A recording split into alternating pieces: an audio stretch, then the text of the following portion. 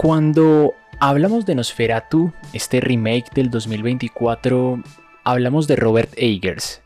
Y en ese sentido, hablamos de un cineasta que creo que conoce demasiado bien el género del terror.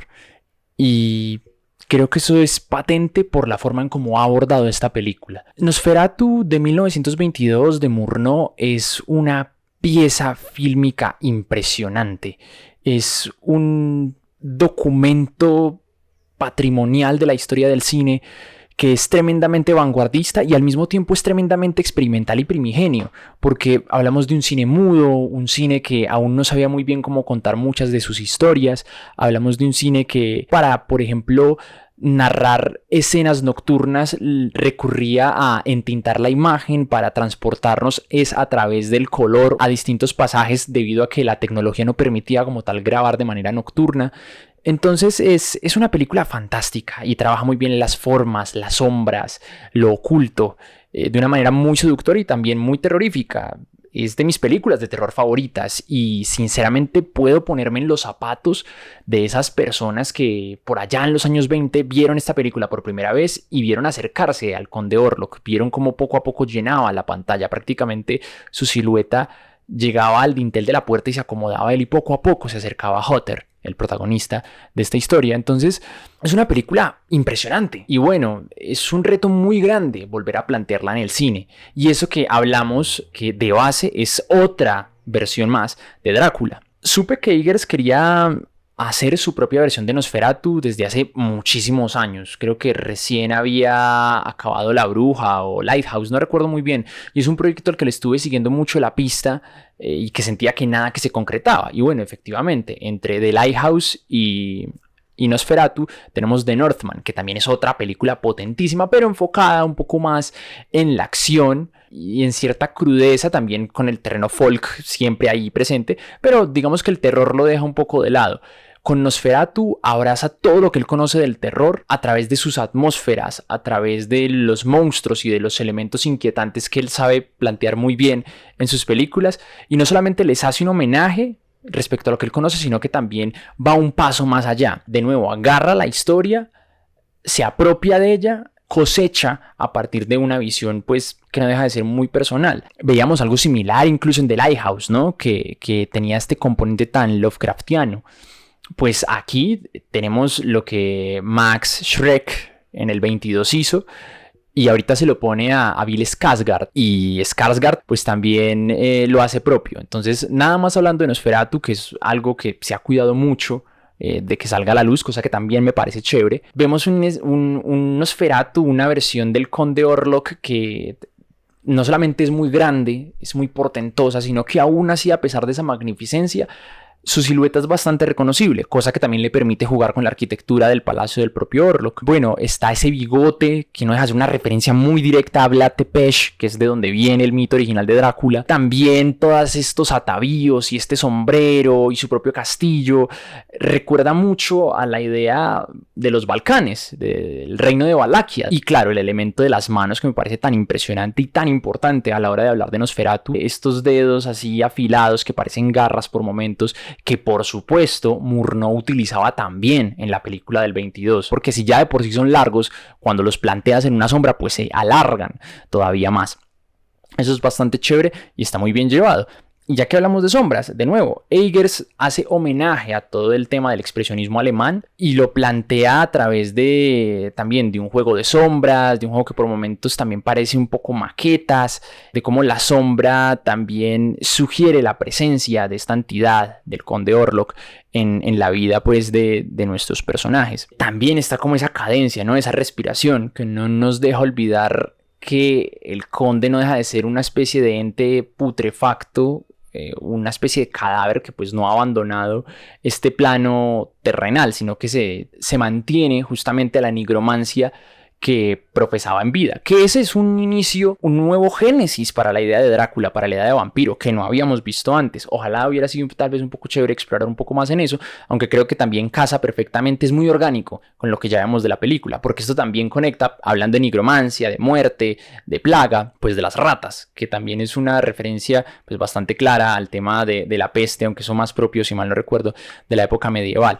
Creo que lo de la peste es algo que también agarra de la versión de Herzog del 79, que es una versión, yo diría, un poco más filosófica. Claro que aquí el vampiro también buscaba una idea tal vez un poco más lastimera, tal vez un poco más trágica, tal vez explorando el tema de esta eterna juventud, que es una eterna condena, en este caso pues para el personaje. Es bien curioso ver cómo Eggers a grandes rasgos agarra lo mejor de Murnau, lo mejor de Herzog y lo pone pues a su servicio y a su propia construcción.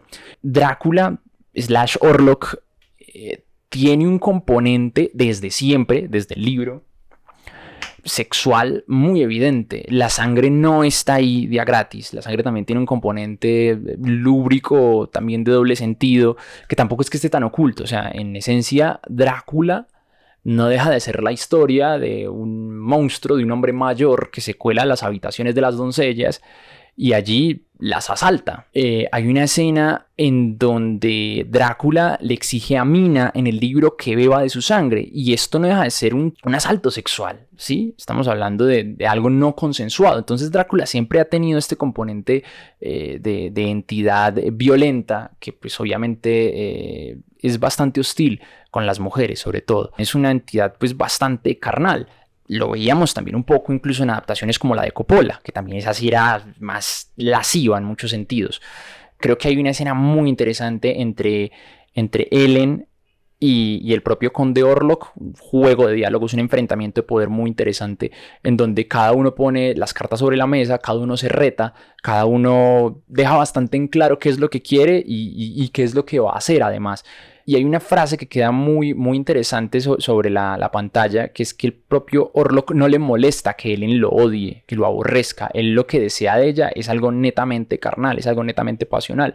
Y es algo que justamente es lo que lo lleva también, hablando de todo un poco, spoilers, lo lleva a la perdición, que también es algo que se ve en la versión del 22 y en la versión del 79, solo que aquí aplicado muy a su manera y muy desde la propia atmósfera que Eggers nos puede presentar. Creo que hay cierto aporte interesante por el lado del personaje de Aaron Taylor Johnson, como Friedrich Johnson, que creo que es un personaje chévere, muy trágico, muy condenado a la desgracia, que también lo único que quiere es como sí, lo mejor para todos y hacer lo que se espera que un hombre de esa época haga. La plaga se lo termina comiendo en muchos sentidos y la desgracia. La versión que tenemos en este caso de Van Helsing es muy curiosa, que sí, ya sé que no es Van Helsing, interpretado por Willem Dafoe. Se trata de profesor Alvin Eberhard von Franz.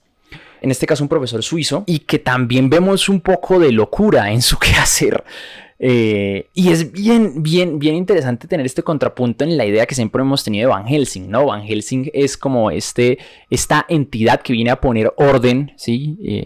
Sobre este montón de caos que hay alrededor de los personajes, pero aquí es esta versión de este doctor termina generando también más caos, y ahí lo vemos también consumido como por cierto delirio cuando está quemando la tierra de Orlok. Miren un comentario muy brutal que también de nuevo habla de cómo Eggers no solamente conoce el terror, sino que conoce la obra, y creo que tiene que ver con el origen de Drácula como obra y como género.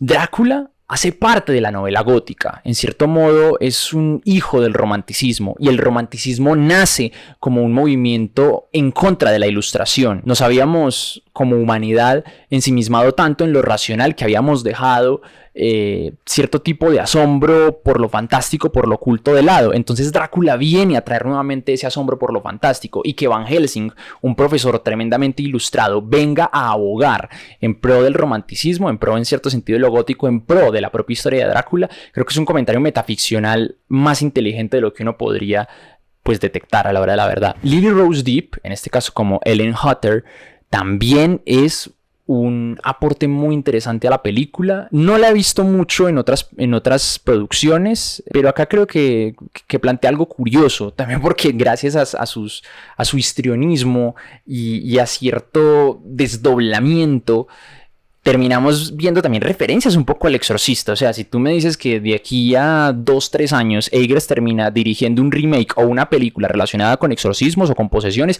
fantástico, porque creo que aquí lo hace también bastante bien. Y Little Rose Deep también hace lo propio. La escogencia de esta actriz no es gratuita. Tiene cierto deje que no deja de remitirme a Isabelle Adjani, esta actriz francesa increíble, Scream Queen de los años 70, también que pudimos ver justamente en la película de Herzog y que pues pudimos ver en Posesión. Entonces es chévere también tener en este sentido estos dejes de posesiones, como que de desorden espiritual, que también lleva a leer la historia de Drácula desde otra perspectiva, ¿no? Como alguien que fue convocado, como alguien que tiene cierto gusto por Ellen porque ya nació en la oscuridad, tiene un componente nigromante, si se quiere, que por eso la hace tan apetitosa a Orlok. Creo que en términos generales una película muy potente, visualmente te amedrenta mucho, una atmósfera muy bien conseguida. Si ya de por sí Eggers había hecho grandes cosas con presupuestos un poco más reducidos, aquí ya se le ve un poco más desatado y se nota que le dieron más dinero para una factura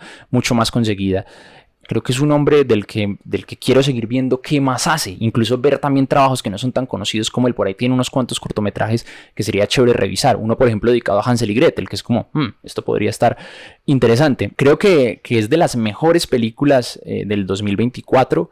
Creo que es un digno remake que propone de muchas maneras y hace crecer a una historia que ya de por sí es muy buena. Si no han visto la de Herzog, véanla, es muy interesante, como les digo, muy filosófica. Y si no han visto pues la original de Murnau, también vale muchísimo la pena. Tómense el ejercicio de enfrentarse a una experiencia muda, que sé que para muchos puede ser difícil, pero en general creo que es una película que es tan emocionante y tan interesante a nivel visual que hace que todo pase más rápido. Y pues en general terroríficamente brutal, y que espero en algún momento poder volver a ver también para apreciar un poco mejor las actuaciones de los personajes, sobre todo porque creo que el doblaje, si bien no está mal, creo que no le termina haciendo justicia. Sobresaliente, excelente, me atrevería a decir.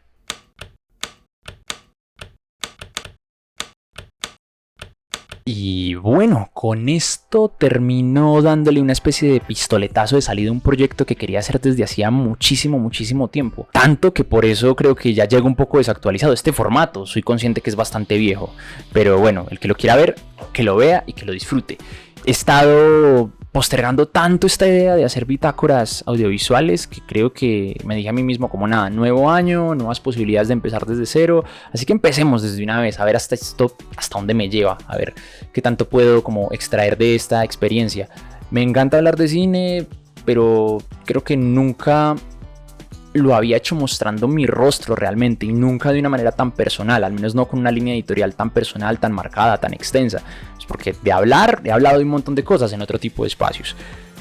Pero creo que es el momento, era el momento, quería aventarme y miremos a ver pues esto hacia dónde nos lleva. Espero que sean de todo un poquito, desde bitácoras hasta videoensayos, hasta propuestas un poco más elaboradas, pero pues bueno, miremos a ver hasta dónde aguanta la cámara, hasta dónde aguantan estas luces un poco maltrechas. Y pues nada, de momento gracias por ver, los dejo y pues con su permiso tengo que ir a terminar una tesis.